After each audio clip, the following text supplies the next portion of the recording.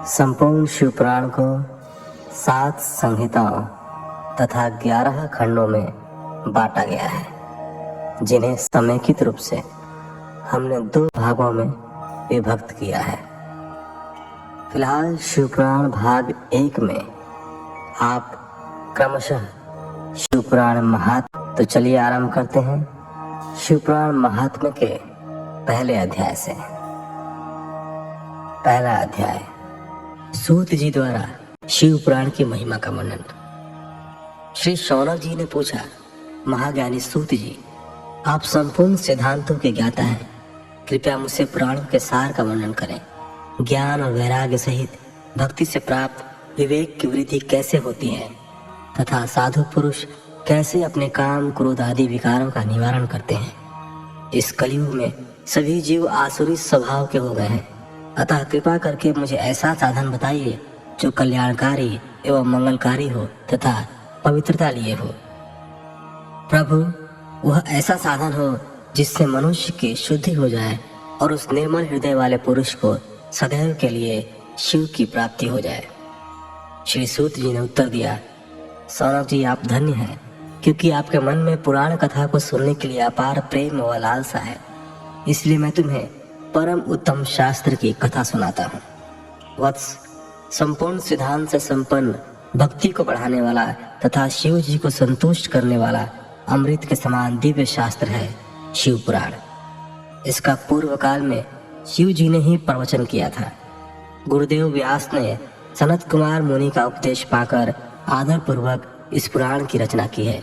यह पुराण कलयुग में मनुष्यों के हित का परम साधन है। शिव पुराण परम उत्तम शास्त्र है। इस पृथ्वी लोक में सभी मनुष्यों को भगवान शिव के विशाल स्वरूप को समझना चाहिए। इसे पढ़ना एवं सुनना सर्व साधन है। यह मनोवांछित फलों को देने वाला है। इससे मनुष्य निष्पाप हो जाता है तथा इस लोक में सभी सुखों का उपभोग करके अंत में शिवलोक को प्राप्त करता है। शिव पुराण में 24,000 श्लोक हैं, जिसमें 7 संहिताएं हैं। शिव पुराण परब्रह्म परमात्मा के समान गति प्रदान करने वाला है। मनुष्य को पूरी भक्ति एवं संयम पूर्वक इसे सुनना चाहिए। जो मनुष्य प्रेम पूर्वक नित्य इसको वांचता है या इसका पाठ करता है, वह निसंदेह पुण्यात्मा है। भगवान शिव उस विद्वान पुरुष पर प्रसन्न होकर उसे अपना धाम प्रदान करते हैं। प्रतिदिन आदर पूर्वक शिव पुराण का पूजन करने वाले मनुष्य संसार में संपूर्ण भोगों को भोग कर भगवान शिव के पद को प्राप्त करते हैं। वे सदा सुखी रहते हैं। शिव पुराण में भगवान शिव का सर्वस्व है। इस लोक और परलोक में सुख की प्राप्ति के लिए आदर पूर्वक इसका सेवन करना चाहिए। यह निर्मल शिव पुराण धर्म, अर्थ, काम और मोक्ष रूप चारों पुरुषार्थों को देने वाला है। अतः सदा प्रेम पूर्वक इसे सुनना एवं पढ़ना चाहिए। दूसरा अध्याय, देवराज को शिवलोक की प्राप्ति और चंचुला का संसार से वैराग्य। श्री शौनक जी ने पूछा, आप धन्य हैं सूत जी, आप परमार्थ तत्व के ज्ञाता हैं। आपने हम पर कृपा करके हमें यह अद्भुत और दिव्य कथा सुनाई है। भूतल पर इस कथा के समान कल्याण का और कोई साधन नहीं है। आपकी कृपा से यह बात हमने समझ ली है। सूत जी, इस कथा के दौरान कौन से पापी शुद्ध होते हैं, उन्हें कृपा पूर्वक बताकर इस जगत को कृतार्थ कीजिए। सूत जी बोले, मुने, जो मनुष्य पाप, दुराचार तथा काम, क्रोध, मद, लोभ में निरंतर डूबे रहते हैं, वे भी शिव पुराण पढ़ने अथवा सुनने से शुद्ध हो जाते हैं तथा उनके पापों का पूर्णतया नाश हो जाता है। इस विषय में मैं तुम्हें एक कथा सुनाता हूँ। बहुत पहले की बात है। किरातों के नगर में देवराज नाम का एक ब्राह्मण रहता था। वह ज्ञान में दुर्बल, गरीब, रस बेचने वाला तथा वैदिक धर्म से विमुख था। वह स्नान संध्या नहीं करता था तथा उसमें वैश्यवृत्ति बढ़ती ही जा रही थी। वह भक्तों को ठगता था। उसने अनेक मनुष्यों को मारकर उन सबका धन हड़प लिया था। उस पापी ने थोड़ा सा भी धन धर्म के काम में नहीं लगाया था। वह वेश्यागामी तथा आचार भ्रष्ट था। एक दिन वह घूमता हुआ दैव योग से प्रतिष्ठानपुर, जो कि फिलहाल के झूसी प्रयाग में, वहां जा पहुंचा। वहां उसने एक शिवालय देखा जहां बहुत से साधु महात्मा एकत्र हुए थे। देवराज वहीं ठहर गया। वहां रात में उसे ज्वर आ गया, अर्थात बुखार आ गया और उससे बड़ी पीड़ा होने लगी। वहीं पर एक ब्राह्मण देवता शिव पुराण की कथा सुना रहे थे। ज्वर में पड़ा देवराज भी ब्राह्मण के मुख से शिव कथा को निरंतर सुनता रहता था। 1 मास बाद देवराज ज्वर से पीड़ित अवस्था में चल बसा। यमराज के दूत उसे बांध कर यमपुरी ले गए। तभी वहां शिवलोक से भगवान शिव के पार्षद गण आ गए। वे कर्पूर के समान उज्जवल थे। उनके हाथ में त्रिशूल, संपूर्ण शरीर पर भस्म और गले में रुद्राक्ष की माला उनके शरीर की शोभा बढ़ा रहे थे। उन्होंने यमराज के दूतों को मार पीट कर देवराज को यमदूतों के चंगुल से छुड़ा लिया और वे उसे अपने अद्भुत विमान में बिठाकर जब कैलाश पर्वत पर ले जाने लगे तो यमपुरी में कोलाहल मच गया, जिसे सुनकर यमराज अपने भवन से बाहर आए। साक्षात रुद्रों के समान प्रतीत होने वाले इन दूतों का धर्मराज ने विधि पूर्वक पूजन कर ज्ञान दृष्टि से सारा मामला जान लिया। उन्होंने भय के कारण भगवान शिव के दूतों से कोई बात नहीं पूछी।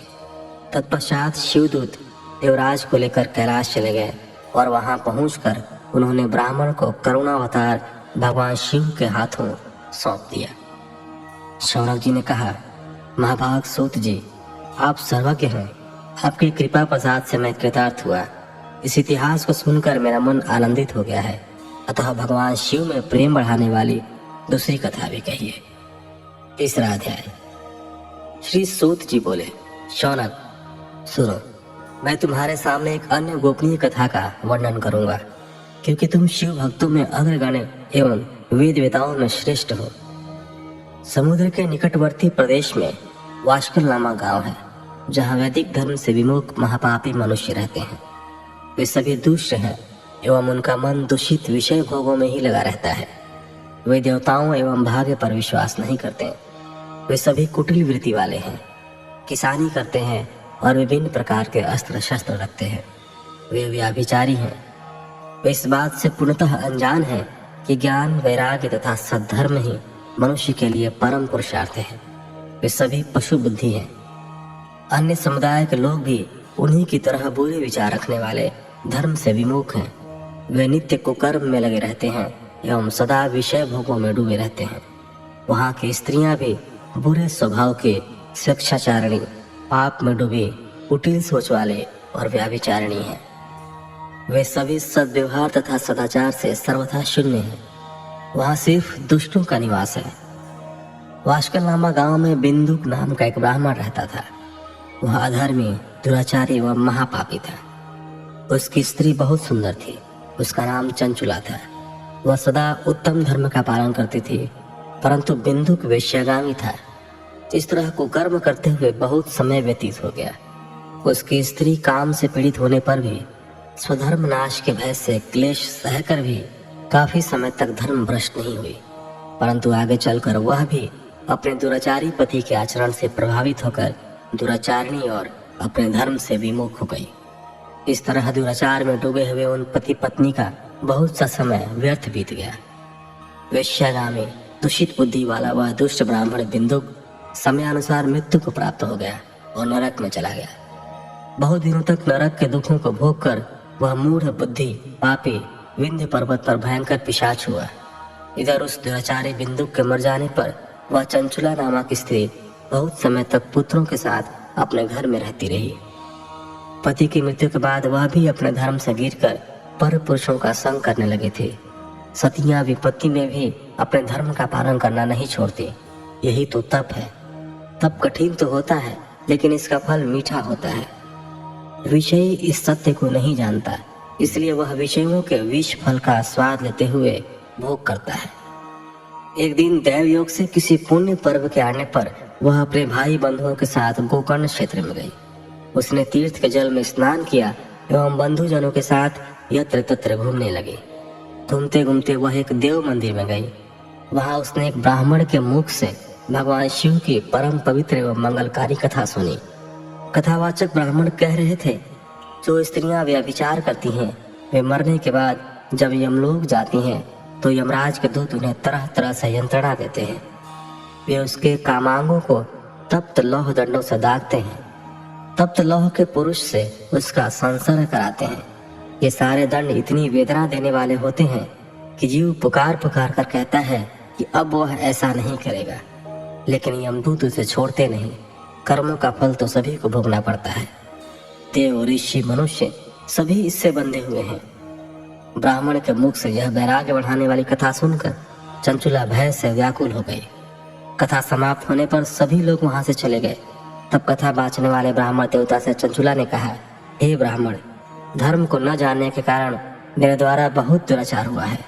स्वामी, मेरे ऊपर कृपा कर मेरा उद्धार कीजिए।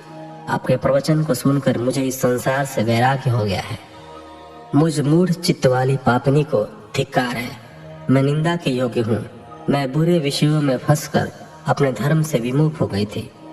कौन मुझ जैसी कुमार में मन लगाने वाली पापनी का साथ देगा? जब यमदूत मेरे गले में फंदा डालकर मुझे बांध कर ले जाएंगे और नरक में मेरे शरीर के टुकड़े करेंगे, तब मैं कैसे उन महायातनाओं को सहन कर पाऊंगी? मैं सब प्रकार से नष्ट हो गई हूँ, क्योंकि अभी तक मैं हर तरह से पाप में डूबी रही हूँ। हे ब्राह्मण, आप मेरे गुरु हैं, आप ही मेरे माता पिता हैं। मैं आपकी शरण में आई हूँ। मुझे अबला का अब आप ही उद्धार कीजिए। सूत जी कहते हैं, शौनक, इस प्रकार विलाप करती हुई चंचुला ब्राह्मण देवता के चरणों में गिर पड़ी। तब ब्राह्मण ने उसे कृपा पूर्वक उठाया। इस प्रकार तीसरा अध्याय समाप्त हुआ।